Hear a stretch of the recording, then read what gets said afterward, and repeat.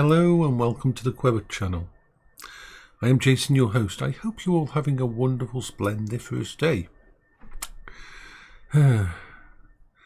Unforeseen consequences. Things that happen that are beyond my control. This for a able-bodied person is fine. But for someone with a brain that works like mine does, it can be a bad thing. You see, every part of my life has to go to a script. This is one of the reasons why me leaving the house before I got my mobility scooter was dangerous, was scary. Because things could happen outside the house that I didn't have control of. And it doesn't have to be big things. You'd think it would be something like disasters or anything like that. No. I can handle a zombie invasion.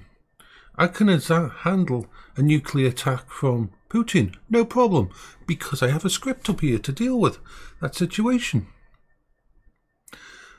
I can deal with a hurricane. I could deal with a tsunami. I could deal with flooding. I can deal with anything that my brain has already created as coping. You will find people like me can function better than anybody else out there. Our brains just deal with it. We are the kind of people that in a disaster actually move and function and do things. The fact that people might be dying around us or anything does not come into the equation. If I have a script to follow, I can follow that script. But on Saturday, Brit, and this is just point out something here. My brain attaches people to names. Usually when I first meet them, wherever I first meet them, and most of the people I meet is through Discord. So that Brit isn't his real name. He comes to visit me, he comes to stay here, but when he's here, he's Brit. He's Brit to me. He will always be Brit. I won't say his full name, but he will always be Brit. It's nothing like his real name. I know his real name, but my brain hasn't attached that real name to who he is. And so, he's Brit. Now, when I talk to him, I call him that. When I talk to him about anybody else, I call him Brit. That this is who he is to me and always will be, because my brain attached to that name when I first met it on Discord, and that's the name that will always be. But we were doing stuff. I was up here finishing off something on here, I think he was doing a daily on Star Trek Online, something like that. And he came in and I says, "Have you got any nail clippers?"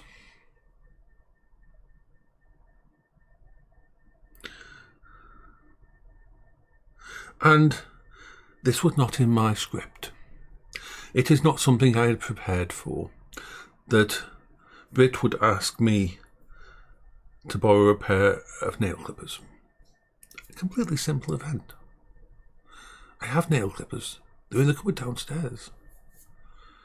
But when he said that to me, my brain stuttered. And it's such a horrible feeling. It's like your brain, if it was a car, it would be slipping a gear. It's like a complete physical stutter in the brain. The brain just loses the flow and it just comes to a and everything stops.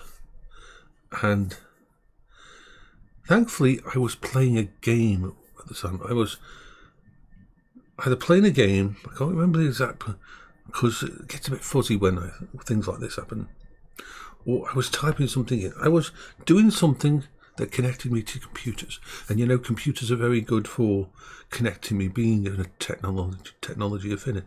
So it wasn't like I was standing in the middle of the room and it was said in a vacuum, because then I would probably have ended up on the floor.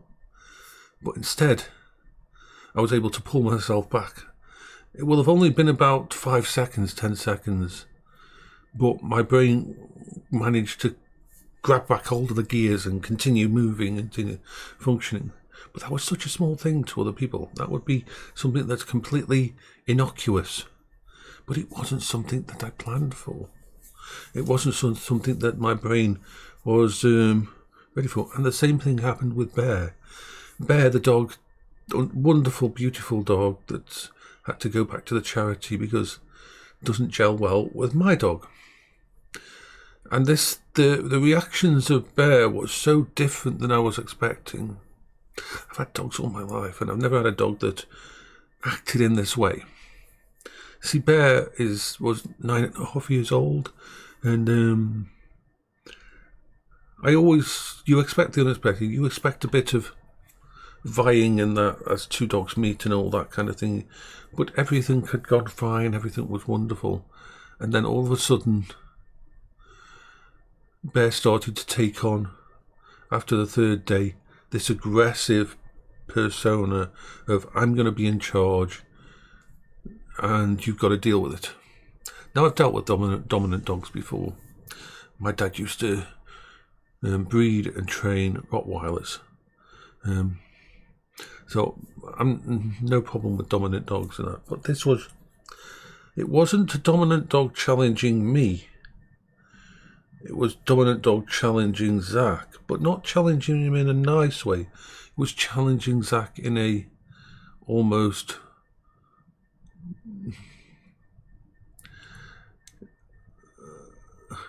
a very negative way.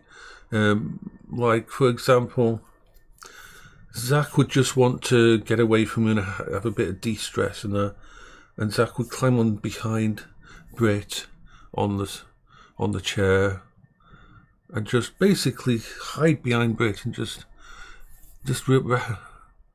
and Bear would basically climb over Brit to get to him and started doing this really low-key growling in front of Zach. The kind of growling I haven't heard from a dog before. Not directed at Brit, not directed at me, but directed at Zach. Sort of just face to face. And Zach was being as mellow and relaxed and calm as Zach could be, not making any aggressive moves or anything. And Bear was like doing this really, it wasn't a hostile growl. I've heard them before. This was almost like it sounded almost like a very excited, almost like when a dog squeaks in there and it's really happy, but at the same time it was hyper energy based, and the dog was just in its completely, every muscle on it was tense, on Bear was tense, and was just ready to go for it. And so we had to separate them from that point on. This is a reaction I've never seen from a dog towards another dog, especially an older dog. My suspect is that wherever this dog has lived, they've basically been in charge for 9.5 years of their life. And they're fine with dogs coming and meeting them and being thingy, but they're top dog of the house and nothing's going to change that. And this once again was a very, very, I wasn't scripted for this. And because I wasn't scripted for it, my brain started to stutter. I couldn't remember when I was shouting at Bear, I was using Zach's name, and my brain was just basically losing it at this point in time because something had happened that my brain wasn't ready for. It wasn't a panic or anything like that. This isn't how it works. It was just that my brain didn't have the programming to deal with this specific event because I hadn't set up a coping strategy for it. I remember when I create a coping strategy for an event, I have to spend hours and days and weeks getting it all in place and ready. This is why it used to be so hard to leave the house. Because any event that I don't know, that is an unforeseen consequence, can end up with me on the floor. And the only way I found minor success with leaving the house was when I used to see the outside world as a game, a sandbox game. And I would spend like 3-4 days before I had to leave the house for a blood test or a CT scan. And it would be a quest. I'm going on a quest to the doctors, or I'm going on a quest to the hospital. And I could create scripts for NPCs that I would meet. The NPCs were other people. And seeing the doctor would be the equivalent of going to for a quest reward. And so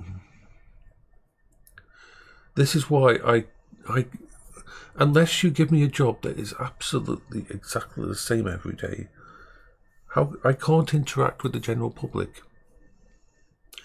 Because if they ask me something that I don't have a script for, my brain can just stutter. And it's such a horrible feeling.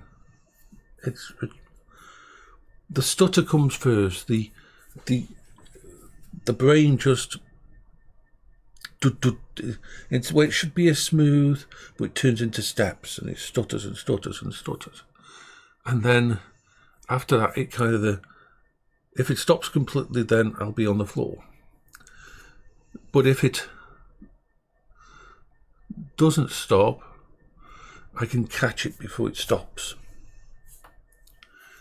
But it doesn't make things easy. Now the good thing is, because I can leave the house in the mobility scooter, because even if I have a stutter, I'm in my safe space. I'm on my mobility scooter.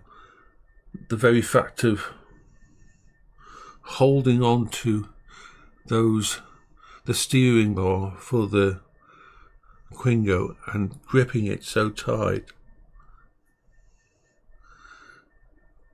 anchors me to that point.